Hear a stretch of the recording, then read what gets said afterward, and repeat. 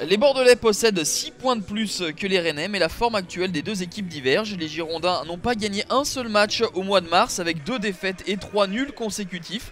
Les Bretons, quant à eux, après avoir flirté un temps avec la zone rouge, restent sur 3 victoires de suite, toutes compétitions confondues. Une première cette saison pour Philippe Montagnier et ses hommes.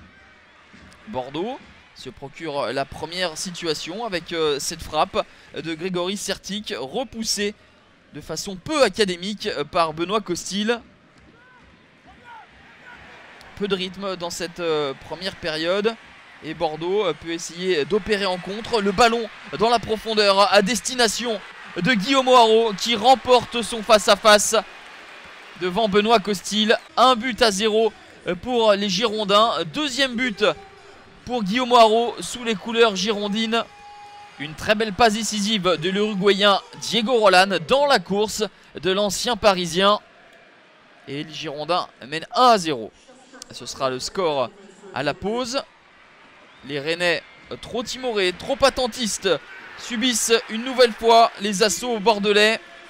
En 3 passes, la défense rennaise va être mise à revers. Henri Sévet, c'est impeccable pour Diego Roland. Le premier but de l'attaquant Diego Roland. Lui qui était arrivé à Bordeaux en 2013.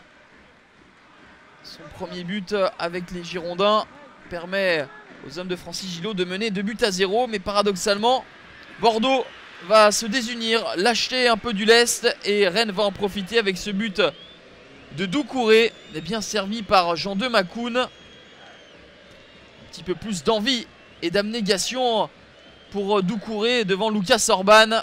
Et ensuite Cédric Carasso ne peut réaliser d'exploit. Galvanisé par cette réduction du score, Rennes va continuer à pousser le ballon au deuxième poteau. Et c'est Romain Alessandrini qui fausse compagnie à Mariano pour propulser cette balle au fond des filets. 2 buts partout. Les Rennais étaient menés 2-0. Ils parviennent à revenir au score. C'est le deuxième point pour l'instant pris par les Rennais après avoir été menés au score. Les Girondins vont avoir une réaction et vont même toucher du bois avec ce corner qui vient ensuite heurter le poteau de Benoît Costil. Énormément de réussite pour Costil, mais là énormément de talent sur cette frappe de Roland. Le gardien breton se détend bien et enlève cette balle de la lucarne et empêche Diego Roland d'inscrire un doublé. Score final 2 buts partout. Énormément de regrets pour les Girondins. Grosse force de réaction pour les Rennais.